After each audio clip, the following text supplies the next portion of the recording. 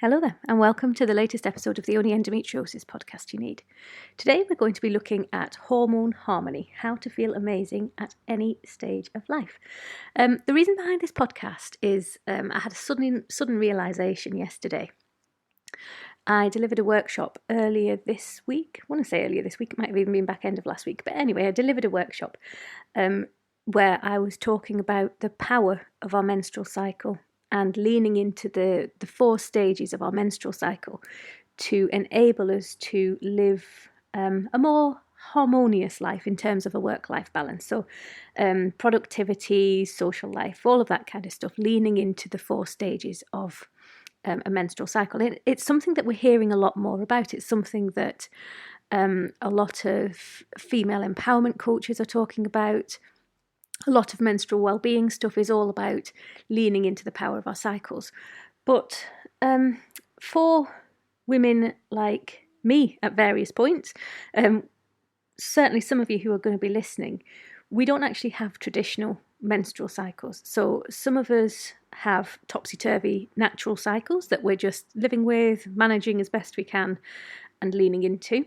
Some of us don't have natural menstrual cycles anymore for various reasons. So that could be medication, it could be surgery, for many different reasons. So when we kind of talk about empowering women by connecting to our cycles, it is a really, really powerful message.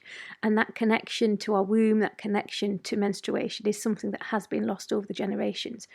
But equally, it can feel really frustrating at best if you are struggling with your symptoms, if you are struggling with your periods, with your menstrual cycles, to the point where, for whatever reason, you just don't have these traditional cycles anymore. So this podcast is a bit of an add-on to any workshops that I may do, any workshops, podcasts, whatever else that you hear other people do where they talk about leaning into the power of the menstrual cycle. So it's a little bit of an add-on, as well as a podcast in its own right. So I just want to talk about how we still have hormones. I want to bust a few myths around hormone cycles, and I also want to help you connect to your hormones, to your hormonal cycles, even if you're not having a traditional menstrual cycle. So that is in fact the myth that I want to bust. The myth that I want to bust, that hormones only matter if you have a period. So even if you're not having periods, our hormones are still rampant, if that's the right word. Sometimes they're not, sometimes some are, some aren't, but our hormones are still active throughout our being. They are still responding to internal rhythms, they're still responding to external stimulus, they're still responding to our moods, to our emotions, and even in some cases massively responding to things like the lunar cycle. So we still have hormonal cycles. Even if you don't bleed, even if you don't have the menstrual cycle, your body will still be in some sort of hormonal rhythm.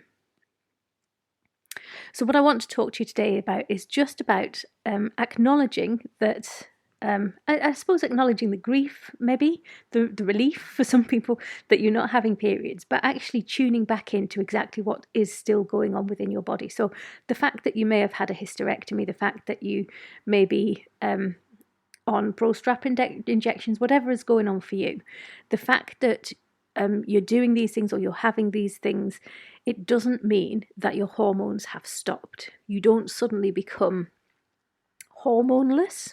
You don't suddenly become a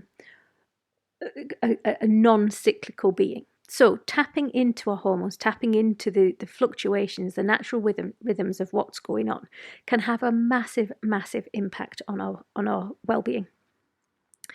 Our hormones, no matter whether we are bleeding or we're not bleeding, our hormones impact everything. So not only are they reacting to internal and external stimulus, they're also impacting. So they impact things like our energy levels, our sleep patterns, our emotions, our moods, even things like our digestion, our metabolism, and things like our brain function, our cognitive ability as well. I think there is a lot of misconception out there that if you are in an induced menopause or a natural post-menopause, or your periods are so irregular that you don't have an identifiable rhythm to your menstrual to your menstrual cycle, that somehow your hormones just aren't working anymore and they can be ignored, but that just simply isn't true. So if you're listening to this and you and that was one of the beliefs that you held, please know that connecting to your hormonal shifts, to your hormonal patterns, can still be really, really beneficial in your well-being. And if you were told, or of the understanding that if you had the surgery or the medication, that would resolve all of the issues around energy, around sleep, around bloating, around brain fog, then please also know that the fact that it may not have done is not to say that the medication isn't working, that it's not to say that whatever it is that's the reason behind why you had the surgery is invalid. It's just that your hormones are still there. Now, it could be that they're just taking time to settle. Quite often they can take a few months post-surgery or post-injection, whatever it is that you're doing, or post-menopause, just to steady and just to settle. So it can just be a waiting game. It can just be sort of sitting with the fluctuation until it calms. But there is things you can do. So even if it's doing that, even if your hormones are still naturally imbalanced, there are things that you can do to bring things back into balance and to reconnect with your hormonal cycle. Like I say, your body responds to stress. Your hormones respond to stress. Your body responds to nutrition and movement and other lifestyle choices, chemicals, toxins, all of those kinds of things. And our hormones are massively influenced as well. So if you can get a good handle on how your hormones do respond to all of those things, then this control, this mastership of your hormones is still well within your grasp. So the first thing, as I think I say in every single podcast I do and every single workshop I do, the first key element to this is to understand your own personal vibrations, your own personal hormonal shifts, and the way that your being responds to everything around you, all of your stimulus, all of your triggers, all of those kind of things. So if you do feel completely out of touch with your hormonal cycle, the first thing to do is to track it. And you can use My Symptom Tracker, you can use all of the apps and things. I wouldn't necessarily, if you are still grieving over the loss of your periods, I wouldn't necessarily choose a period app, but there are still things you can do, still apps you can use, like journaling apps, diary apps, where you can monitor and track your hormonal cycle as you go through the months, weeks, days, years, however it may manifest for you. So how do you know whether your hormones are still imbalanced, even if you're not having a natural cycle anymore? So it's exactly the same as it is if you are having a natural menstrual cycle. So if you are bleeding, you can have exactly the same symptoms as if you're not bleeding, but your hormones are still imbalanced. So things that I've already mentioned: brain fog, emotional imbalances, mood swings, lack of sleep, being tired all the time or sleeping too much, anxiety. That's also a big sign that something's going wrong if you have kind of unfounded anxiety, and that's a bit unfair of me to say. I struggle with this when my hormones are all over the place as well. But again, it can be a trigger for me, so you get caught in that cycle. Low energy levels, bloating, digestive issues, IBS type problems, all of those things are indicative of a hormonal imbalance, even if you're not bleeding anymore. Excuse me. So I've got 4 key areas to hone in on if you're looking to balance your hormones naturally, and again, whether you're bleeding or not. So the first thing is nourishment. As you know, I talk a lot about the mind-body-soul connection. So when I talk about nourishment, I'm not just talking about your diet. I'm not just talking about the food and the drink that you put into your body, although this is obviously important.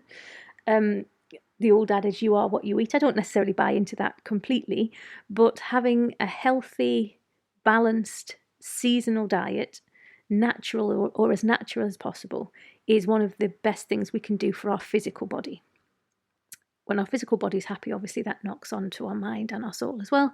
But in terms of using food as a fuel for our body, then looking at a big seasonal healthy diet is one of the best things we can do. Looking at food as fuel is a really powerful way, by the way, of just readjusting any issues you may have. Quite often when we have hormonal imbalances, when we have things like bloating, things that kind of mess with our tummies a little bit, we tend to think as food, or we can think of food as the enemy. So if that resonates with you, if you do have a bit of a not an unhealthy but an uneasy relationship with food, then reframing your relationship with food as fuel can massively help. It's way more complicated than that in a lot of cases, but it's a good place to start.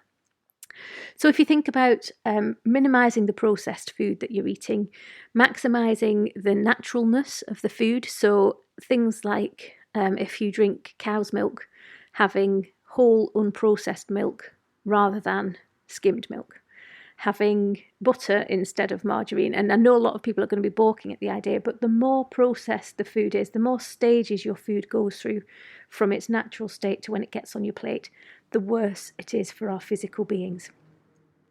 So eat as natural, as organic, as seasonal as possible. This is something that I've talked about a lot. But eating seasonally is massively, massively important when you're trying to rebalance your hormones. So in the winter, you want to eat nourishing, warm foods. In the summer, you want to eat still nourishing, but nourishing, cooling foods. So the things that would grow naturally around us, the things that naturally would be sustained in the weather that we're experiencing, are always the best thing to put in our bodies, because when we go back through the generations, when we were eating off the land, we would be eating naturally what was available, and that's what our bodies are optimized for. Magnesium is great for balancing hormones as well. So things like dark chocolate, leafy green vegetables, kale. Interestingly, when I used to do food intolerance tests, kale used to be one of the biggest intolerances I used to get, because as soon as anybody went on a health drive, they always started eating loads of kale.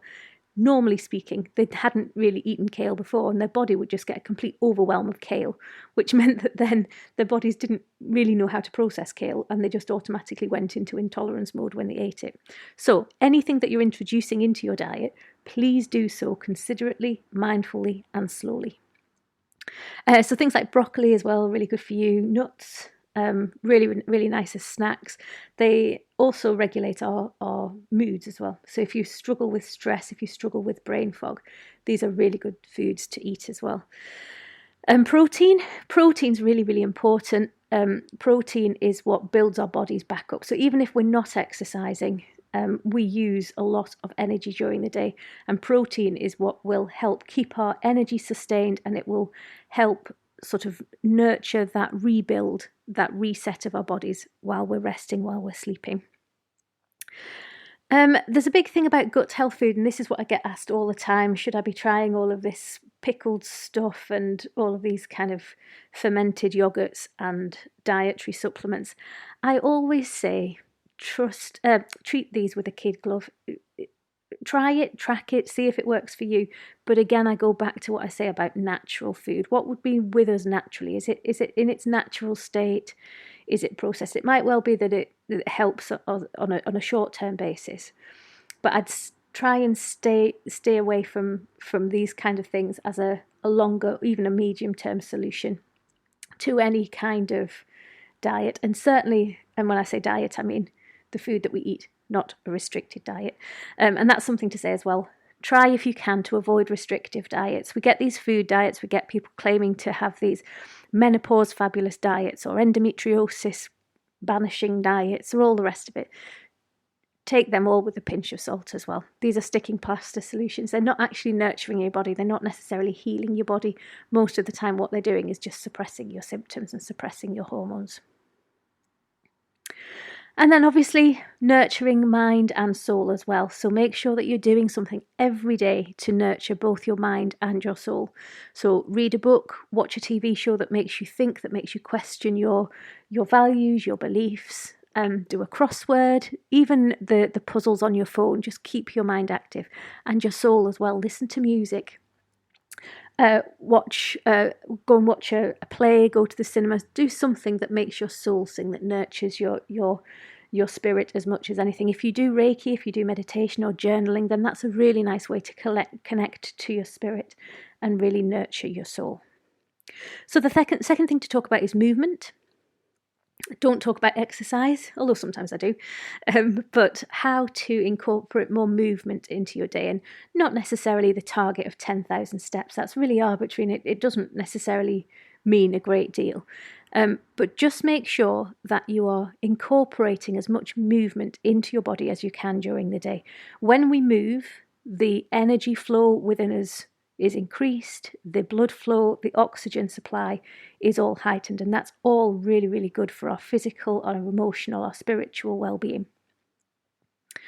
Excuse me. So we all have natural energy tempos within ourselves, and again, knowing what time of day is best for the most movement for you is crucial. So if you get up in the morning, actually listen to the podcast I did last week all about exercising when you're not feeling like you want to exercise, because that's a great place to start.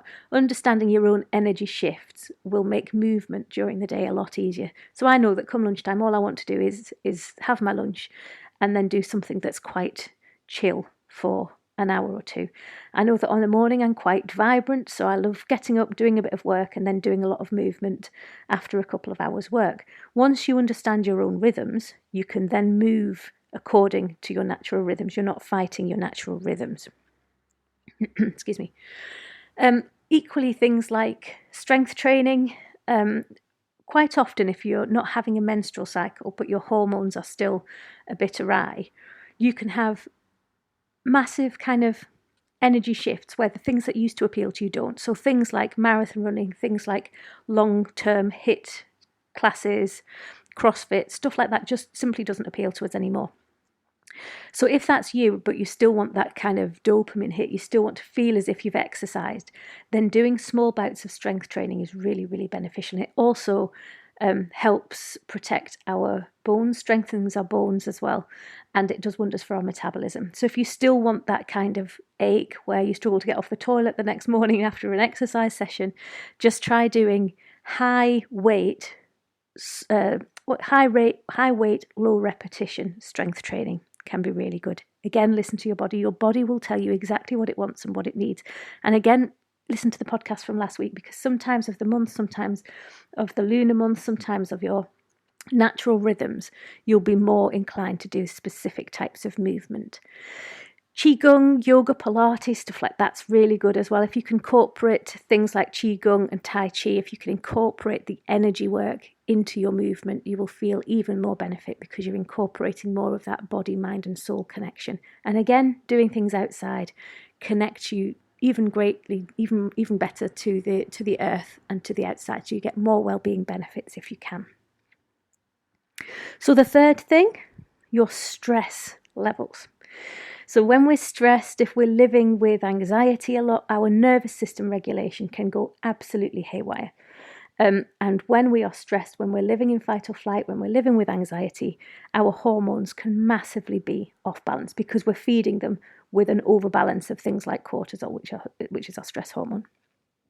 So simple ways to say simple. Some of these do take practice and some of them aren't for everybody, but I would urge you or invite you, maybe a more gentle way of saying it, I would invite you to try all three of these techniques and put at least two of them into your routines, into your rituals. So the first one is breath work. Deep abdominal breathing really helps us. It helps us connect to our bodies, but it helps our bodies just relax and reset. It stimulates our vagus nerve. It stimulates our relaxation switch, if you like. So it's lowering our cortisol. It's lowering our body's stress response. So to do it, if you think about breathing, if you put your hand over your belly, this is a really simple technique. Make sure your body is nice and relaxed. So just identify any areas of stress or tension and try and relax them as best you can. And then you start breathing into your tummy. Most of us breathe from the top portion of our lungs, so we're kind of doing shallow breathing for most of the time. If you put your hand on your belly and channel the breath as the in-breath, so that it goes down into your hand. Or another way of doing it, which I was taught by a singing teacher many, many years ago, is to put your hand in the small of your back and try and direct the breath on the in-breath to your hand in the small of your back. And what you should be seeing is your belly rising and falling with the breaths rather than your shoulders coming up and down. So that's really, really beneficial. And all you do, you breathe normally and then you just slow your breath work down. It can be beneficial to use counting because you're focusing on the counting. You're not stressing so much about the how you're breathing. So if you count to 4 and then you can just slow the count down. Don't slow it down so much as you get lightheaded, but just slow the breathing down. And that's just really gently relaxing body, mind, and calming soul. So journaling, I've already mentioned journaling. A daily bout of journaling can do wonders for our stress reduction. So I always say it's absolutely fine to write down the negative things, but what we're doing when we're writing things down is reinforcing things. So quite often when you see kind of the "Are you there, God, it's me, Margaret" type Judy Blume-esque diaries, reference for all you 90s kids out there, it's all sharing about what's happened in the day. And normally it was bad stuff or stuff that's on your mind. Now, it's absolutely fine to write down what's on your mind. And I always say, if you're doing a meditation, it's always good to have pen and paper. So if anything comes into your mind, negative or positive, you can write it down. If you are journaling negative things, please always start with the positive as much as you can.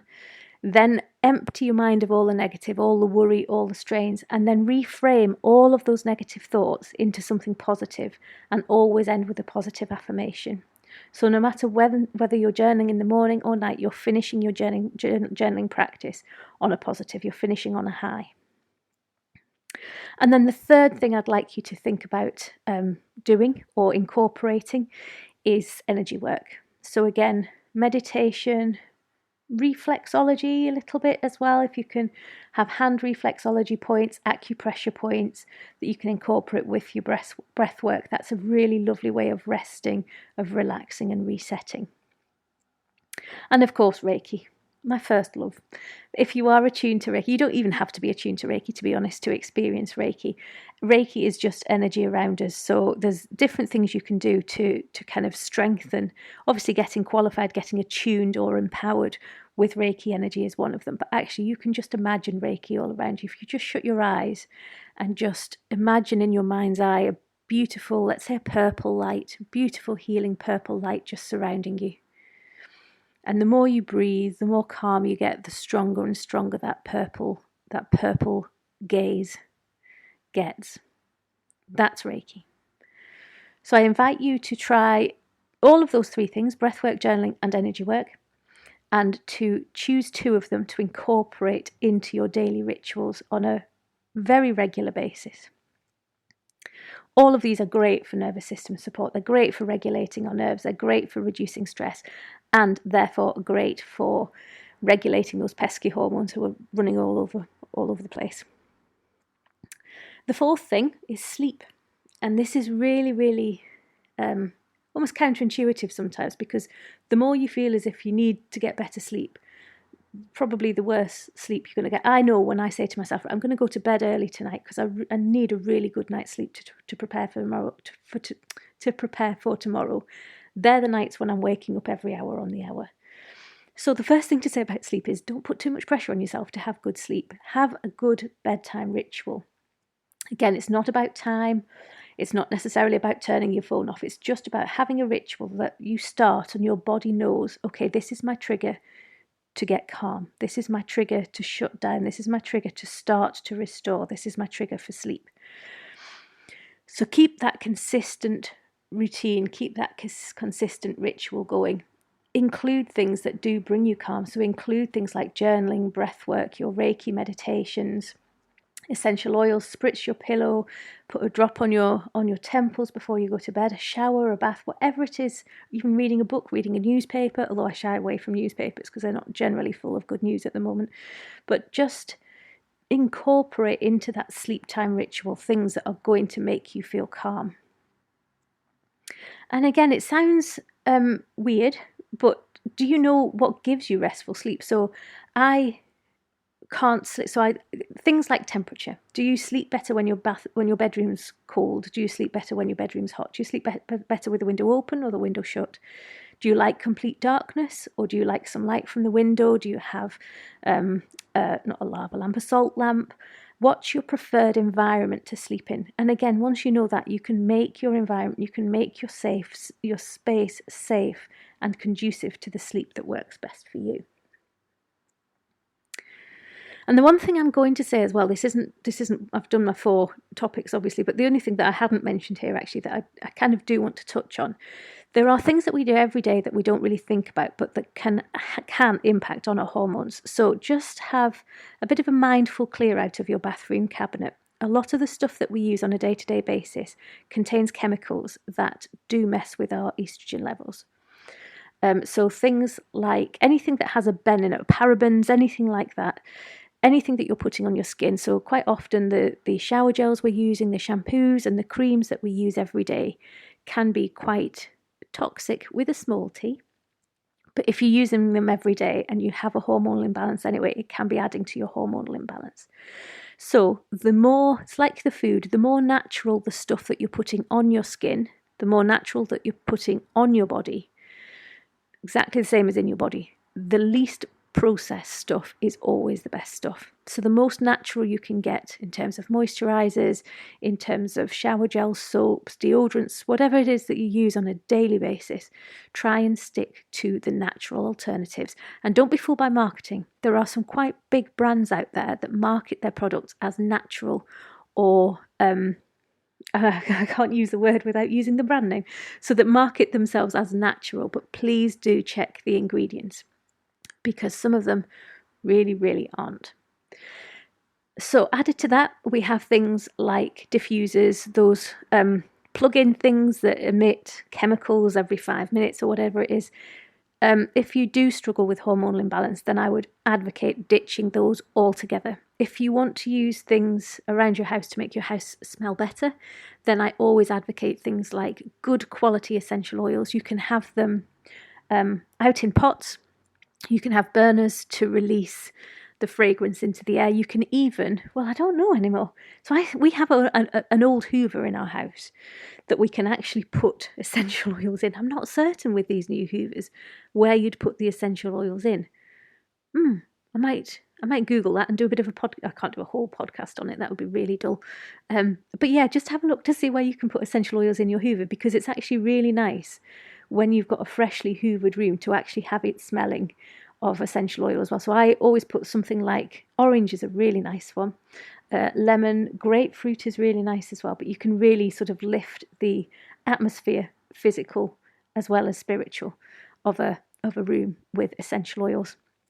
Even incense sticks as well, having them out, anything that isn't kind of particularly chemically, particularly not natural. Excuse me. So that's kind of it. Small changes can have massive impacts. And until you start actually making these changes, you're probably thinking, yeah, this is going to be really arduous. But actually, quite often, the small changes can have the biggest impacts.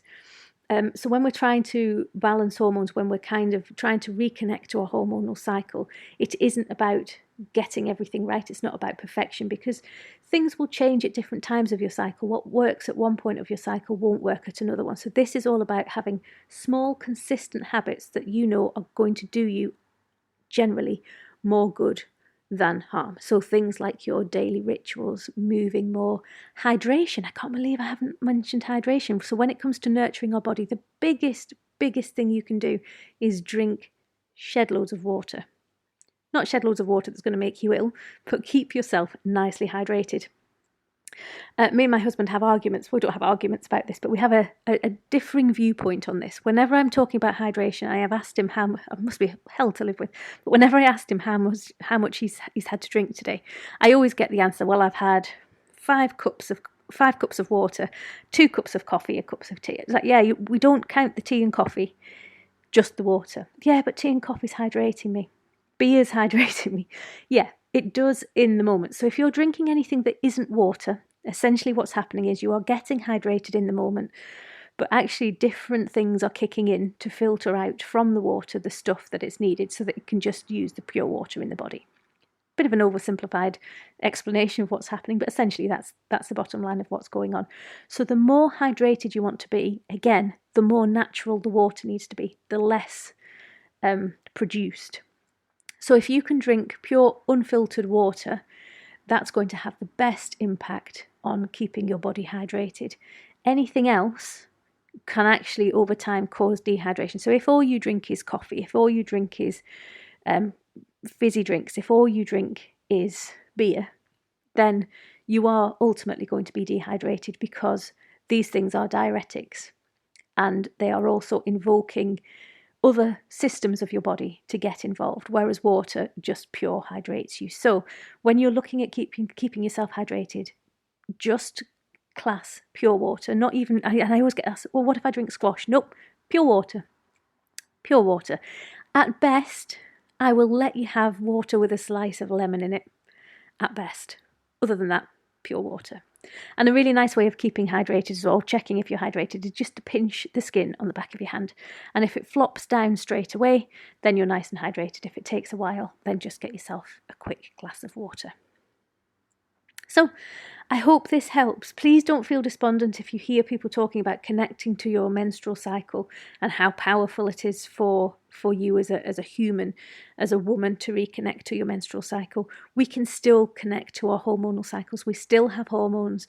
We still have these rhythms within our bodies, within our being, that we can connect to. And once we learn to listen to them, we still have those natural energy fluctuations. We still have those points in our hormones that make us more creative, that make us more susceptible to cold, that make us more tearful, that make us more shutting out the world, having a duvet day kind of days. We still have those emotional rhythms, those hormonal rhythms, even if we don't have menstrual cycles. So next time you hear somebody, including me, talking about connecting to your menstrual cycle, just mentally replace the word menstrual for hormonal, and it will still mostly be relevant to what you're experiencing. So whatever you're getting up to this week, I wish you a happy and healthy one. If you come to one of my workshops or one of my Reiki things, then welcome. And if you've not yet checked out everything that is available on my Substack subscription, please do. It's only £6 a month.